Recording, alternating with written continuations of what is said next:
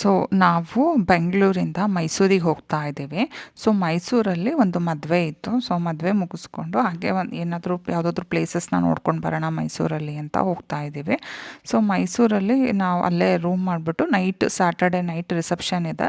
Reception ಮುಗಿಸ್ಕೊಂಡು Sunday ಸ್ವಲ್ಪ morning to evening ಯಾವುದಾದ್ರೂ ಅರಮನೆನೋ ಝೂ ಮತ್ತು ಅಲ್ಲಿ ಏನಾದರೂ ಸ್ಪೆಷಲಾಗಿ ಏನಾದರೂ ಇದ್ದರೆ ನೋಡಿಲ್ದಲೇ ಇರೋ ಪ್ಲೇಸ್ನ ನೋಡ್ಕೊಂಡು ಬರೋಣ ಅಂತ ಹೋಗ್ತಾ ಇದ್ದೀವಿ. ಸೊ ಮೈಸೂರಿಗೆ ರೀಚ್ ಆದ್ವಿ. ಸೊ ನಾವು ಆಫ್ಟರ್ನೂನ್ ಬಿಟ್ಟಿದ್ದು ಬೆಂಗಳೂರನ್ನ ಹೋಗೋ ಅಷ್ಟೊತ್ತಿಗೆ ಈವ್ನಿಂಗ್ ಆಗೋಗ್ಬಿಟ್ಟಿತ್ತು.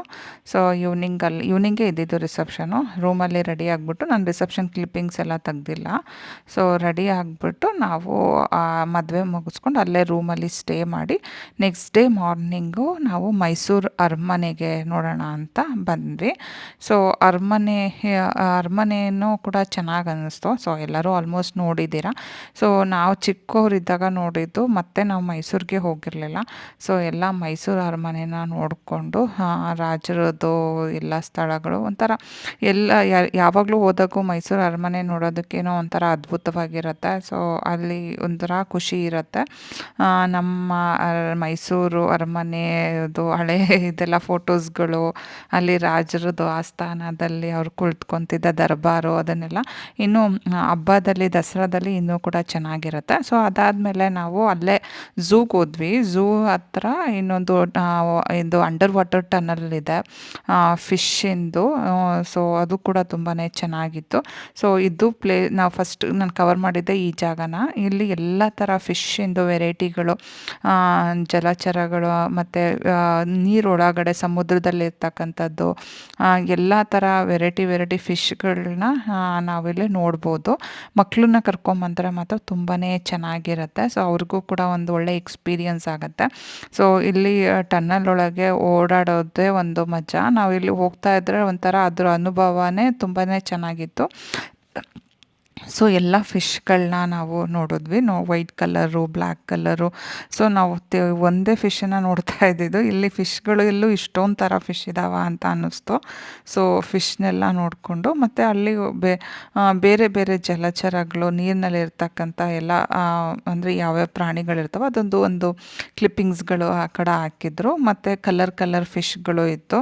ಸೊ ಅಲ್ಲಿ ಸ್ವಲ್ಪ ಓಡಾಡೋದು ಮತ್ತು ಅಲ್ಲಿ ಗಿಡಗಳ ಮಧ್ಯೆ ಅಂದರೆ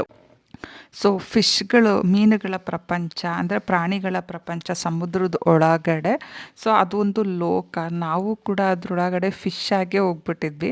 ಸೊ ನಾವು ಫಿಶ್ ನಮ್ಮ ಜೊತೆನೇ ಇದ್ದಾವೆ, ಅಂದರೆ ಅದು ಗ್ಲಾಸ್ ಒಳಗೆ ಇದ್ದಿದ್ದರಿಂದ, ನಾವು ಗ್ಲಾಸ್ ಹೊರಗಡೆ ಇರೋದ್ರಿಂದ ನಾವು ಫಿಶ್ಶು ಎಲ್ಲ ಅಂದರೆ ಮೀನುಗಳ ಫ್ರೆಂಡ್ಸ್ ಥರ ಅನ್ನೋ ಥರ ನಮಗೆ ಅನುಭವ ಆಯಿತು. ಆ ಒಂದು ಎಕ್ಸ್ಪೀರಿಯನ್ಸು ತುಂಬಾ ಚೆನ್ನಾಗಿರುತ್ತು. ಸೊ ಎಲ್ಲ ನೋಡೋದಕ್ಕೆ ಎಷ್ಟು ಚೆನ್ನಾಗಿ ಅನಿಸುತ್ತೆ ಅಂತಂದರೆ ಅದೊಂದು ಒಂದು ಸತಿ ಹೋಗಬೇಕು. ಸೊ ಫಸ್ಟ್ ಟೈಮ್ ಹೋದಾಗ ನಮ್ಗೆ ಅದೊಂಥರ ಚೆನ್ನಾಗಿರುತ್ತೆ. ಸೊ ಮತ್ತು ಅಲ್ಲಿ ಎಲ್ಲ ಥರ ಅಂದರೆ ಎಲ್ಲ ಫಿಶ್ಗಳದ್ದು ಮತ್ತು ಅದ್ರದ್ದು ಇನ್ಫಾರ್ಮೇಷನ್ಸ್ ಎಲ್ಲ ಒಂದು ಬೋರ್ಡಲ್ಲಿ ಹಾಕಿ ಅದ್ರದ್ದು ಅಂದರೆ ಅದ್ರ ಬಗ್ಗೆ ರಿಸರ್ಚು ಮತ್ತು ಅದ್ರ ಬಗ್ಗೆ ಓದ್ತಾ ಇರೋರಿಗೆ ಅದೊಂದು ಹೆಲ್ಪ್ ಆಗುತ್ತೆ ತಿಳ್ಕೊಳ್ಳಿಕ್ಕೆ. ಸೊ ನಮಗೆ ಹೇಗಿರ್ತವೆ, ಹೇಗೆ ಒಂದಕ್ಕೊಂದು ಇದು ಮಾಡಿಕೊಂಡು, ಮತ್ತು ಅಲ್ಲಿ ಕತ್ತಲಲ್ಲಿ ಒಂಥರ ಲೈಟ್ ಹಾಕ್ಬಿಟ್ಟು ಈ ಥರ ಕಲರ್ ಫಿಶಸ್ನ ಇಟ್ಟಿದ್ರು.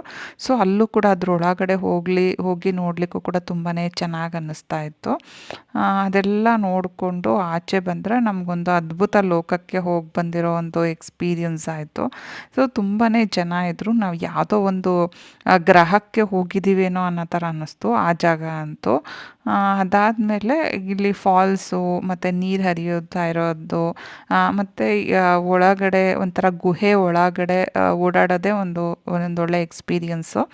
ಅದು ಒಳಗಡೆ ಹೋಗಲಿಕ್ಕೆ ನಿಮಗೆ 299 ರೂಪಾಯಿ ಅಂದರೆ ಅಡಲ್ಟ್ಸಿಗೆ ಇರುತ್ತೆ ಫೀಸು, ಎಂಟ್ರಿ ಫೀಸು. ಕಿಡ್ಸಿಗೆ ಒಂದು 249 ರೂಪಾಯಿ ಅಂದರೆ 250 ರೂಪಾಯಿ ಅಂದ್ಕೊಳ್ಳಿ. ಫಿಶ್ ಅಂದರೆ ಮಕ್ಕಳಿಗೆ ಇರುತ್ತೆ. ಒಂದು ಸತಿ ಹೋಗಿ ನೋಡ್ಕೊಂಡು ಬರ್ಬೋದು. ಇದು ಬೆಂಗಳೂರಲ್ಲೂ ಕೂಡ ಇದೆ. ನಾವು ಬೆಂಗಳೂರಲ್ಲೂ ಹೋಗಿಲ್ಲ, ಹೋಗೋಣ ಅಂತ ಪ್ಲ್ಯಾನ್ ಮಾಡ್ತಾ ಇದ್ದೀವಿ.